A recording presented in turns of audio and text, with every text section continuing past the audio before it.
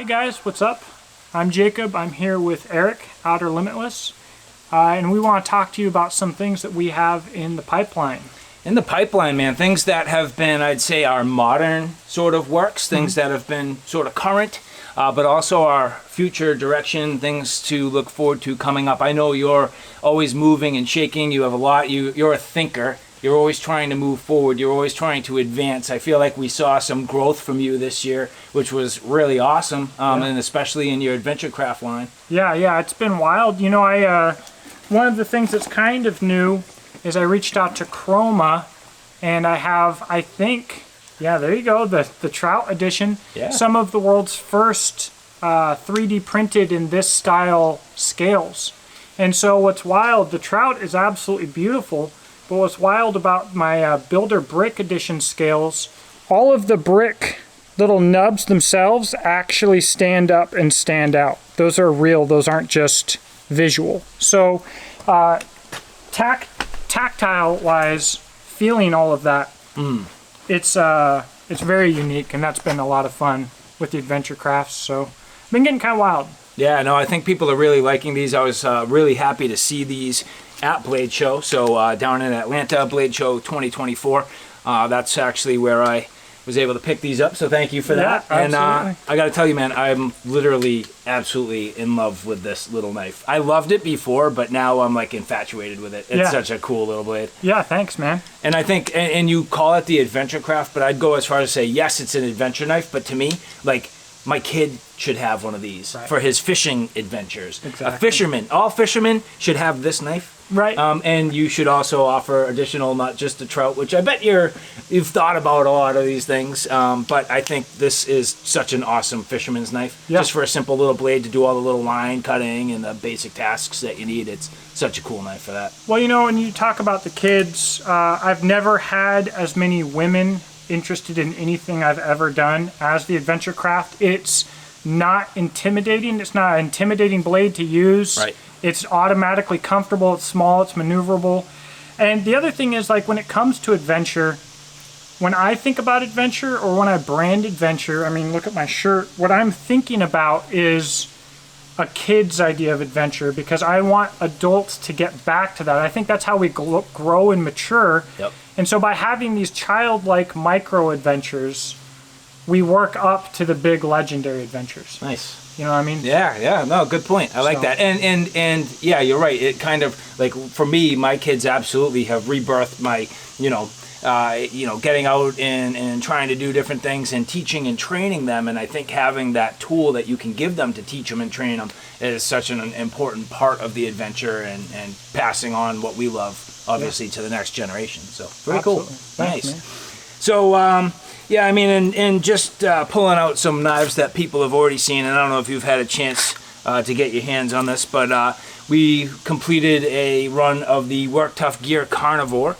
So these, at this point, you can get your hands on them, but mostly on the secondary market. We did a full run of these. It went very well. People really liked them. I had a Gen 1. This is actually the Gen 2 where we made some minor modifications, but for me, this is kind of the larger camp knife and starting to get, certainly into the survival knife class. Definitely. It's cool. Work Tough always does a great job.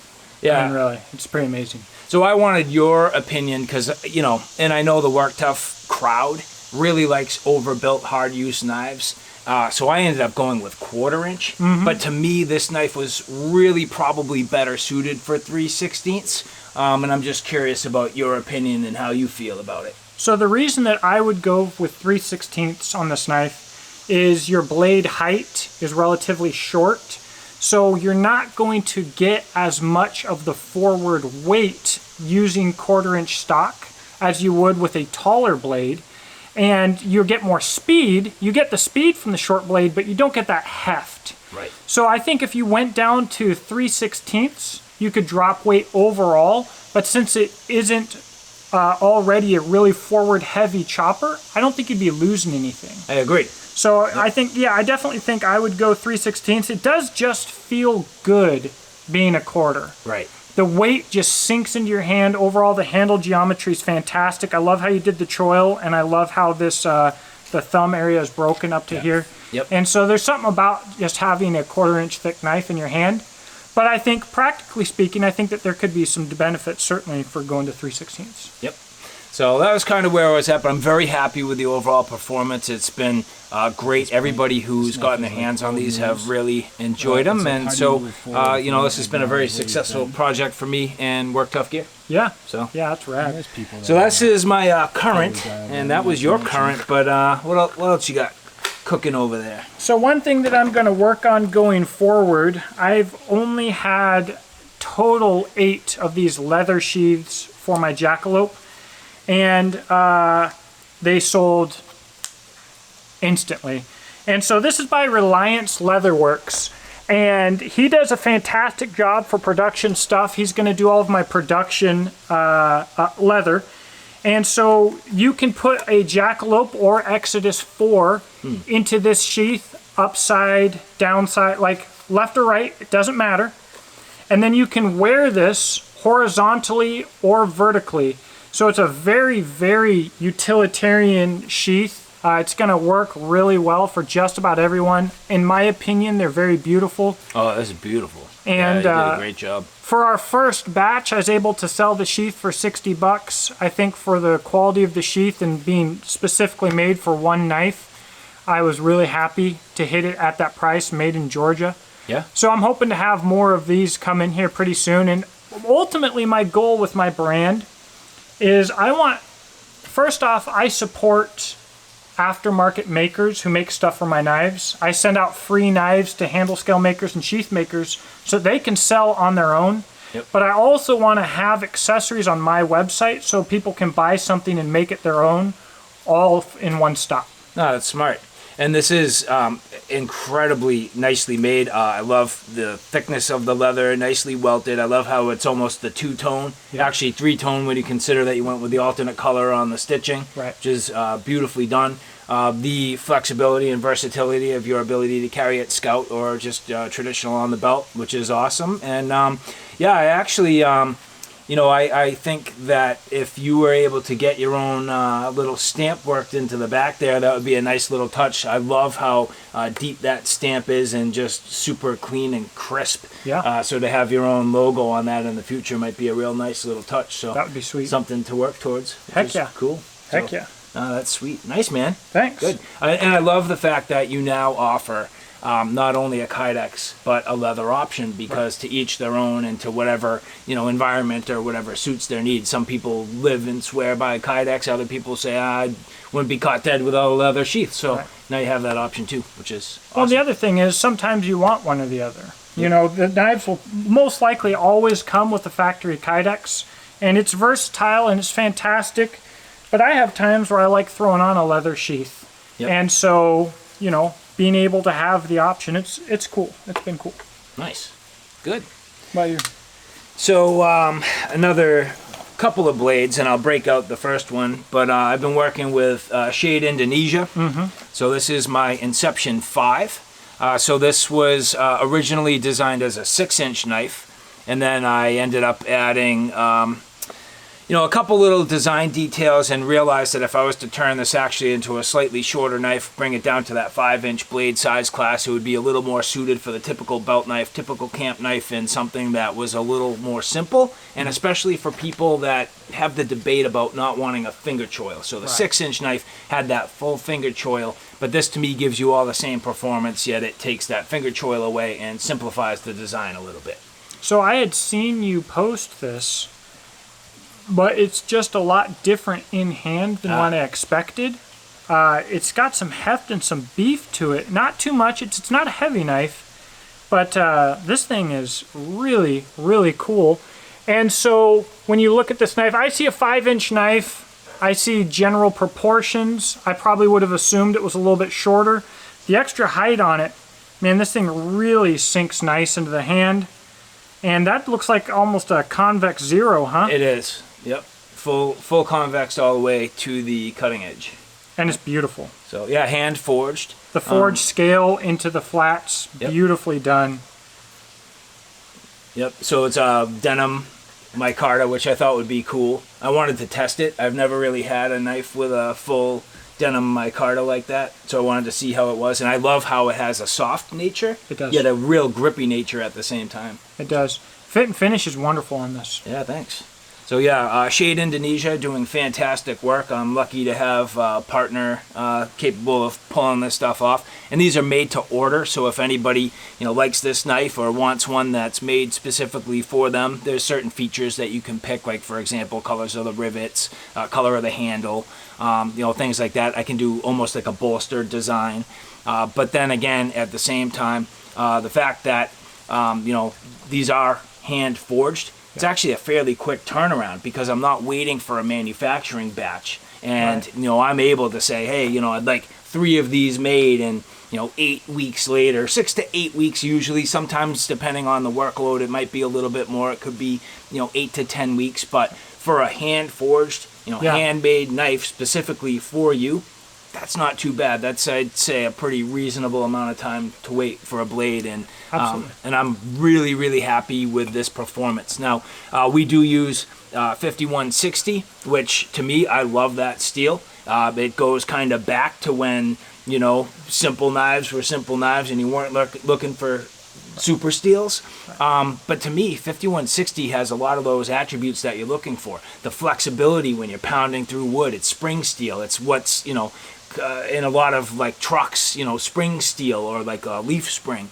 So you get a lot of that flexibility, yet I haven't even as much as had to touch up this edge except for a simple leather strop.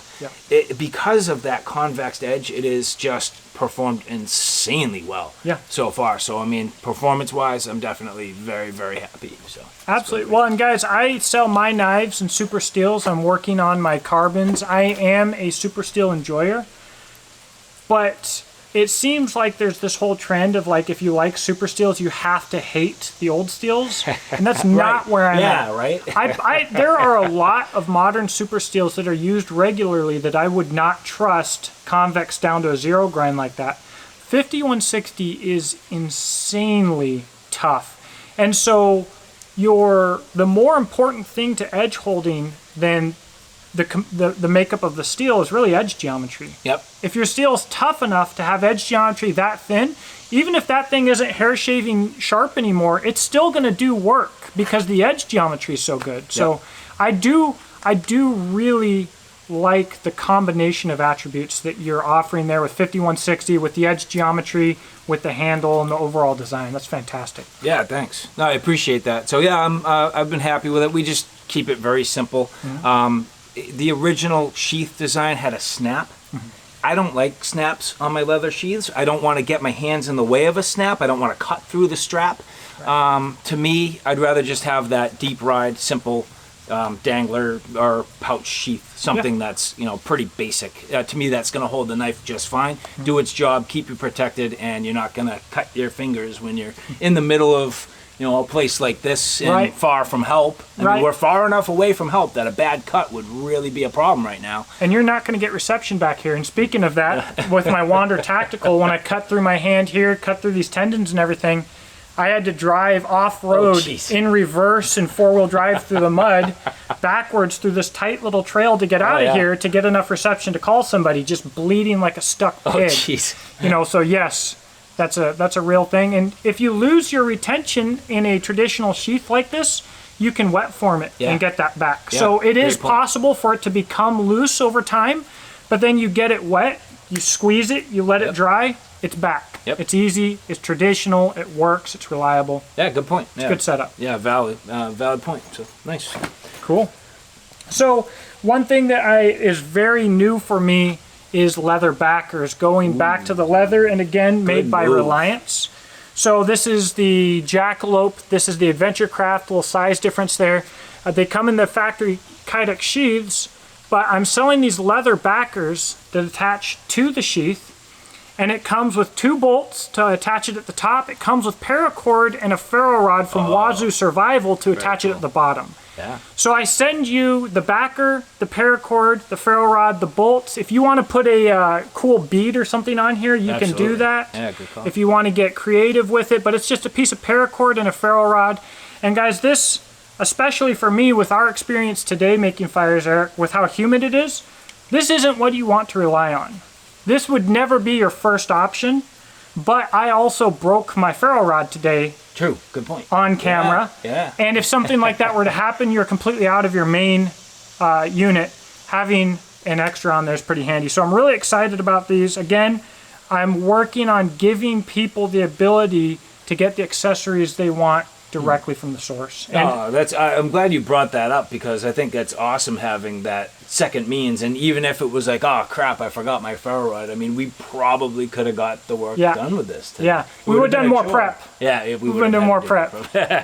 Good point. This is beautiful. Nice package, man. And you know, this kind of speaks to why eyelet spacing on sheaths is so important. Getting the spacing right and having things that are standard and standard across the board, because as you accessorize and as you add to your system, you need to have that, you know, 3/4 inch eyelet spacing. And I say all the time on sheaths, each and every eyelet matters, each and every, you know, cut matters. And you've created a simple little package, yet versatile little package, where you have enough eyelets, you have that sort of cross cut there where you can put a strap through there. Now you're adding a leather backer. You can see how this package is growing. You can see how this product is evolving, and it's just a matter of time before you add the next accessory or you bring that next piece to this. So the fact that, you know, you planned ahead early on and had a, you know, a quality sheath coming from the factory, and now that you have the ability to add on these leather backers and accessories is really cool. So, and I want to mention, like, I didn't come up actually with this idea. I sent this knife to Bushcraft Kelso and Adventure Craft, and he used it, and he made one of these himself. Again, with these eyelets and everything else, this was his idea. I like to give him credit for it. I saw it, and I was like, I need to do that. Do you mind? He said, of course, absolutely not. He's a Georgia bushcraft guy. Reliance Leatherworks, these are all made in Georgia. He's a Georgia bushcraft guy, Matt over there. So it's all like kind of a little community thing. But you know what? I don't always have the good ideas, but I like to surround myself with people that do have good ideas and who are cool. And so huge shout out to Bushcraft Kelso. This is something that I'm just way excited about. Nice. Yeah, that's great. Very cool. So we had already talked about shade.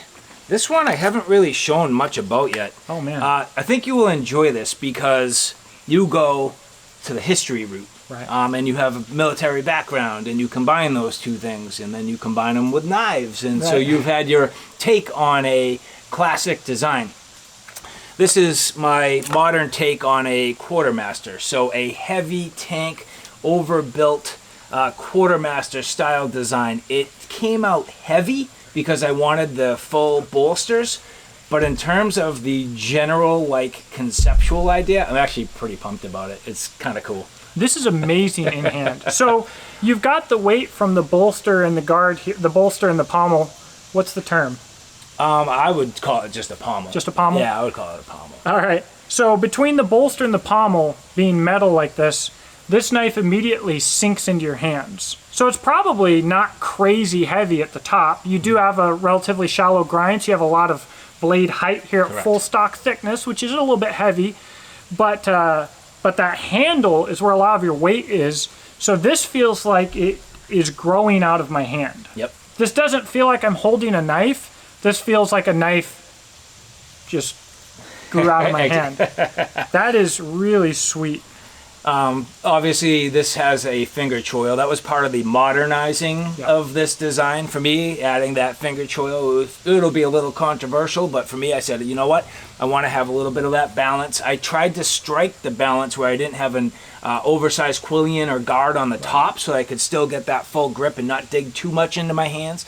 I wanted everything kind of rounded out as much as possible, so most of the lines have been softened and rounded out as much as possible, but to me, more than anything, it's just really cool. You'll notice that we did the inset G10 handle scale, so they're set right in. So you have the tang of the knife with the guard and the pommel, but at the same time the nested kind of handle scales and 2-bolt design, which is pretty cool. And we're still full tang. Yep. And one thing that I want to say about the choil is people will rant and rave and hate having a choil. But this is about the same size as the original Ricasso would have been. So you're not losing anything. You're not losing any blade length. It's pretty much exactly the same proportions as the original with the ricasso. It's just more comfortable to put your finger there now. So I really don't understand the like really passionate hatred for that. It fits in the hand perfect, and I don't have any issue with the rear part of that guard or quillion at all. It's completely separate from my hand when I thumb up. Yep. And that's important. That's important how that works. That is really, really sweet. And is that again 5160? No, actually this we ended up going with like a Sleipner steel. Really? So yeah, it's slightly different. So yeah, Sleipner again I think is pushing towards more of a stainless property. It's maybe going to be a little less tough, so a little less flex, but at the same time, you've got toughness in the design.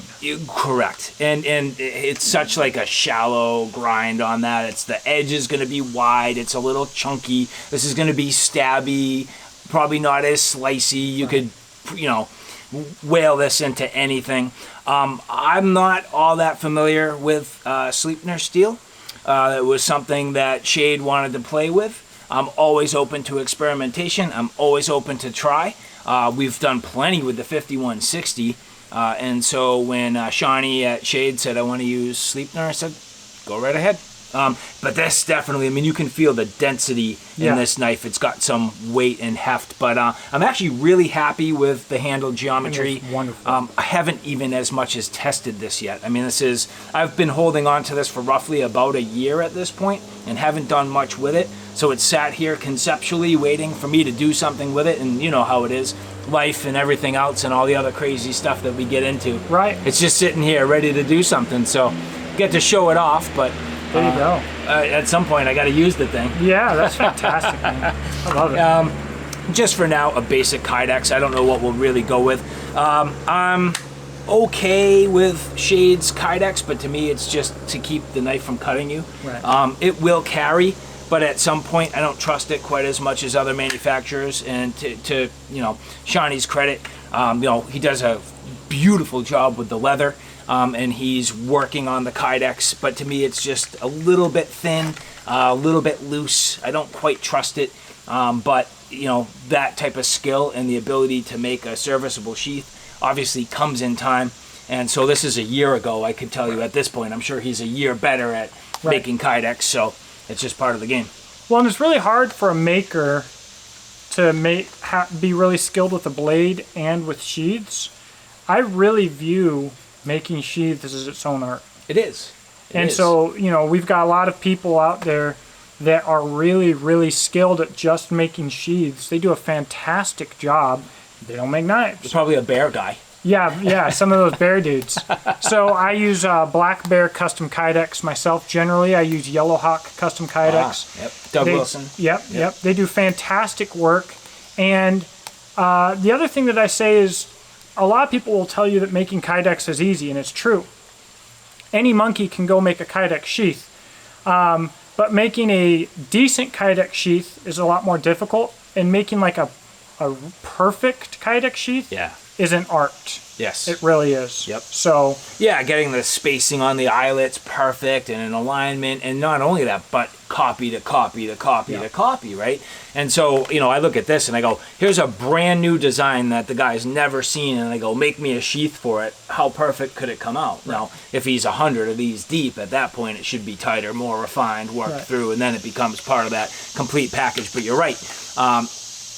A well-made Kydex sheath is absolutely an art and a skill and trade of its own. Yep. So nice.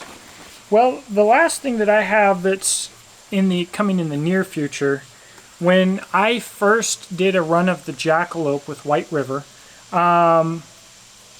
they accidentally made him about 25% too big. Nice. They sent me one to play with, like, here, man, like, these were a little big, whatever, here you go. And I was like, oh my gosh, I freaking love this. And as it turned out, they did a few of them, and I sold them, and everybody freaking loved them. So I called it the Mutant. All that's out there right now is pre-production Mutants, and they are literally The Jackalope or the Exodus 4, 25% bigger. You're looking at about a 5-inch blade, 5-inch handle. But what we've done is we wanted to refine it a bit. We've added a fuller. We've done some things with the handle. We've done some things with the guard. And it's going to be, instead of just a really practical bush blade, it's going to also have a little bit more combat utility and full-size knife utility, as opposed to being, this is more of a light bushcraft slash EDC slash really almost anything. You could use it. I've got guys using them as their primary knife for deer, skinner, whatever else. It'll do just about anything, but it's not designed to be your hard use and abuse knife, whereas that Mutant's going to get a little bit more into that realm of being a true kind of versatile do-it-all knife. It will be an A2 as opposed to S35 VN. Yep. And man, I can't tell you how excited I am about that. I could tell you that I could see just like an operator just having a nice simple knife, even maybe inverted right there or something like that. I would absolutely carry it on a backpack strap right there. Yeah. I very much trust the White River Kydex and the retention. It's like the sheath for these knives in particular are about as stout and perfect a fit as I've ever seen on any sheath anywhere. It's amazing. It's so perfect that I would trust it no matter what. So I have no qualms with inverted carry, Right. Especially with a knife of this size. So for me, that's where that would live the most, just perfect location. Ready to go. So I could see that being something that would be a very advantageous or just well-positioned location for a knife of this size. I love that you're introducing the guard. Personally, for me, I do a lot of splitting of kindling with stabbing and twisting and popping. So, having some of those additional attributes, I think will play very well for that, but especially where you have a little bit of guard that your pinky will, rest against and give you that assurance. And especially with all of these, you've rounded out the perfect location so that once you get your thumb over the top, you're not creating any hot spots or anything like that. So to me, you're actually taking that design and, like you had already mentioned, pushing it into a very wide range of uses above and beyond the many uses that it's already perfect for. And I like that you've changed the steel. Yeah, I'm really excited about A2. I'm going to be releasing our entire line in A2. I've always wanted to have a kind of a super stainless and a high carbon. Yep. And, this crazy world that we live in, I talked about people's being on one side or the other, and people have accused me of being on one side or the other. He says you have to have super steel, and I'm like, where? Post it. Like, I love my high carbons. Oh, he hates super steels. You need another shirt about it. Yeah, that's what it is. I'm like, my entire product line is super steels. Why would you say I hate them? That's silly.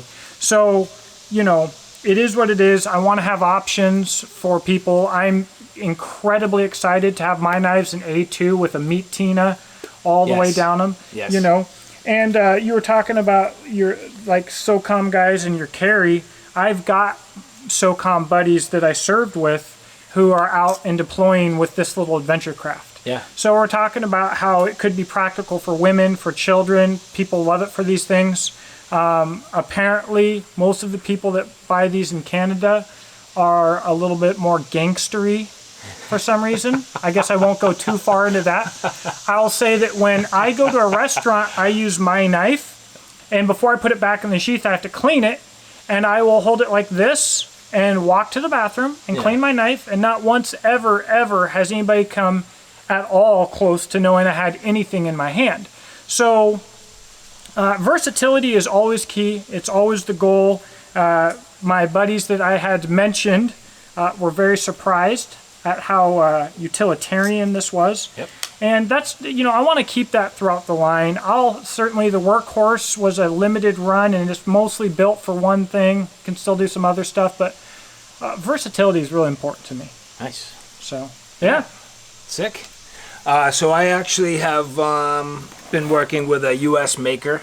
You know how hard and how difficult it can be to break in with manufacturers, and honestly, especially in the U.S. realm, it is very difficult. But I've been lucky enough to team up with Tim Kell, T-Kell Knives. So this is the Accomplice. This is coming out, actually it's available on pre-sale right now. So if there's anybody interested in the Tel Accomplice, go to the Tim Cal website where you can pre-order these. He's going to be making the run very soon. I believe he'll be making a run of 400 of these. So 200 will be in AEBL and 200 in ADCRV2. Nice. I named this the Accomplice because I wanted it to be the knife that you got caught with when you were doing something crazy. Right. It's kind of like your adventure craft. It's like, you know how many people are going to get busted doing stupid stuff and they're going to have one of them in their pockets? Right. Right. So that's what the Accomplice is for me. But in reality, you know, when you have to design a knife, there's a lot of things to consider. And the first thing I consider is the manufacturer. Yeah. What does the lineup of the manufacturer look like? How is this going to present itself? And so when I designed this and Tim said, what do you want to make? I said, I want to design a Tel knife. I want you to look at the Tel lineup, and when you look through the whole entire thing, it's not like it sticks out and goes, that doesn't belong. I wanted it to look like a Tel knife. So I put a lot of the design attributes into this blade that you see in the Tim Cal lineup. And of course, he's now taken it the full way. And this is now our production run. So Nice. You got to play to maker's strengths. So, you know, if someone uses all AEBL and that's all they use, and you have to have a knife in ADCRV2, they're probably not the person for you because they probably are just dialed in for AEBL, Right. whatever the case may be. So playing to the strengths of your manufacturers is always a good idea. would you go to White River and say, I don't want S35E in? Right. Like, why would you go to them then? Right, Like, that's right. what they do best. Right. So And they do. So you've got nice edge geometry on here on a tall blade. I like that. I like the finish on his primary bevels here. It's interesting because there's a lot of machine finish, and then he uses a nickel boron coating. So it's actually like, if you're familiar with upgrades, you can make two firearms. A lot of people will get different components coated in a nickel boron coating, which is a self-lubricating finish, so you feel the lubricity of that, and it's incredibly smooth. And actually, that is a self-healing surface. So even as you're damaging it, by the magic of molecules, it's kind of filling in the gaps, unlike other coatings that strip, and when they strip, they're gone. But this is a self-healing and self-lubricating finish. That's fantastic. Sweet little knife. I think the Accomplice is a perfect knife because when you want to go do something, this is the kind of knife that you're going to want to have on you while you're doing it. This is what's got your back. Yep. He uses the grenade grip, so you'll feel that texture. Mm-hmm. This is a departure for me, where I tend to like very round and contoured scales that fill out your hand with a palm swell. I'm more bushcrafty. Tim is more tactically inspired, self-defense. So you'll notice that it's thin, low profile, slab-sided. People will say all the time, huck it on the hood of a Humvee and it's not going to roll away. Right. So it's got that kind of mentality behind it. But at the same time, he was able to work with me and get some of the contours and the scales. And from what I'm being told, even amongst the very popular and well-received Tel lineup, this is getting a lot of praise, and a lot of people saying that this is their favorite Tel knife in the lineup, which wasn't what I was trying to do. But if that's the case, I'm very happy that that is the case, and I appreciate everybody's support. And for those, again, who would be looking for one, check out the Tim Cal website, where we're in the pre-sale, and usually with Tel knives, once they're gone for a while. So this is the chance. So, and then this is the prototype sheath. This is not the production sheath. What he does is kind of interesting. It's a different take on your fold-over style, but it's not really a fold-over, where he ends up welding, and now he has micro rivets that he uses to cut down on the overall profile. Yep. So you can see how slim a package that is. He has this kind of innovative mount that he developed for multiple positions, and the ability to carry this a bunch of different ways, including scout carry, which a lot of people like to carry it tight up, and appendix so that it's concealed. But again, great retention, interesting design. A lot of people try to pop it in the opposite of what it should be, because you're used to it being kind of the other way around. Mm-hmm. But once you're used to it, it actually is very effective, and the production sheaths are even more dialed in, and this is pretty good. This mount is wild. It's cool, It really right? is. It's really cool. So that's one of my things that I harp on. Whether it's taco or pancake style kydex, I really generally want it to be as small as it can be. Yeah. I want as small of a footprint. I want it to be as light as possible, which that's a fantastic way to do that, but not at the expense of retention. You know what I mean? So if you use really, really thin kydex to get it lightweight, but you don't really have that click in and out, it wasn't worth the sacrifice, right? Right. But that is a sweet way to go, and I love that profile. And I think with an ulti clip, that would run really well in the pocket. It does. I love front pocket carry more than anything, and especially where when I'm hiking, I wear a lot of cargo pants, but the pants that I wear have a pocket right on the thigh, Yeah. and it's such an awesome spot to have that knife right on your thigh, where you can just reach down, pull it out, simple tasks. That's my second best choice to invert it on the pack strap, because then obviously at that point it's on your body. Right. So even if you take off your pack, you still have your knife on you. So, you know, to me, it really does work well, and Tim's done an amazing job. His finish is absolutely spot on every time. Super sharp, excellent edge geometry, and most importantly, made in the USA by USA made people. Yeah. So Yeah. I love that. That's fantastic. Yeah. I'm all about it, man. Yep. So very cool. So yeah, man, I guess that's what I had in store. What about you? Well, I've got the Legionnaire still coming. Yep. And it's just been a hard one to get off the ground. And the other thing that I'm working on is I've had a knife for 8 years, 10 years, the Gunslinger, that I've wanted to get back into production. But right now I'm working, the Gunslinger is an 11.5-inch Bowie with a curved handle. So it hits a lot like a kukri, Yep. but it still handles a lot like a Bowie. But I want to make some smaller versions of that blade with a straight handle. I want a 6 and I want a 9. So what I'm working on right now is a straight handle. I want to hit a production knife with a 9-inch blade with upgraded materials that's going to be a step up from what's currently available on the market. So I find it's really hard making big blades. I bet even for Essie and Becker, the size that they are, they're able to sell the Hungless and the BK9 and the Hungless too, because they've got the experience doing it. They can get the price down. They've been doing it for so long. Yeah, volume. But in the US, what other big knife models by themselves sell as much and are always in stock as much? Not too many, right? It's really hard to do, and if you want to upgrade your steel and keep it made in the USA, I don't think we have any options. The only two companies I can think of are SC and Tops, Right. that have that size of a knife readily available. But And your steel's people still complain about Tops not having them in stock. Right, exactly. And they're 1095. So Right. what I want to do, I see a little bit of a gap in the market there. The gap exists because how difficult it is. There's a smaller market for these big knives. The cost is exponentially higher. Therefore, it's not easy, right? But I want to be a guy to fill that gap. Nice. And hit that there. So that's something I'm really in early phases on that and on that handle. So I've got it drawn up, conceptualized. The next step is going to be hundreds, if not thousands of dollars in prototyping to get that handle absolutely dialed, just to say, now I'm ready to start putting all of this together.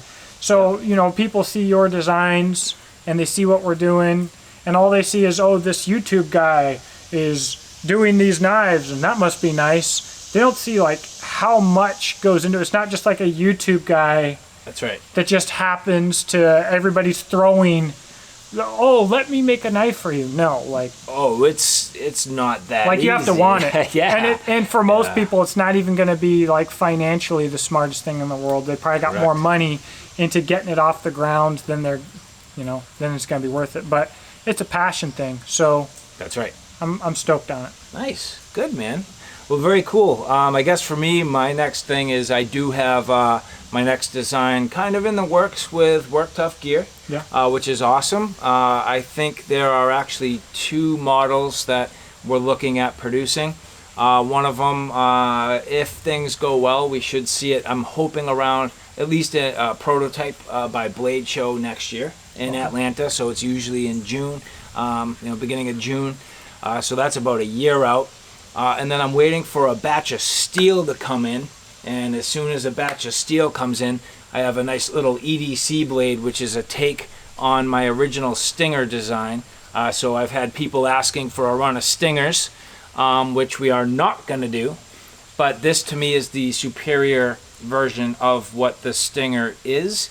It just kind of takes it to the next level, and I'm hoping that if I have fans of my Stinger design, they're going to like what's in store next. So little EDC blade and then belt knife, hopefully with Work Tough gear if everything goes according to plan. So again, not easy. They have a big backlog and a million blades to make, and trying to meet people's demands, which are very difficult, but they do a fantastic job. And again, I'm lucky to have a partner like that who's willing to take my designs and put them out there, which is actually the magic of Work Tough gear. They're pretty awesome like that. So They're wild. Yeah. They're unique. They are. So hard to find, but man, well done, both in the current, and obviously we're always looking forward to what's next. Heck yeah. I know we're going to see a bunch. It was great to see you in Atlanta this year. It's awesome to be here on your home turf. Yeah. What a wild place you got.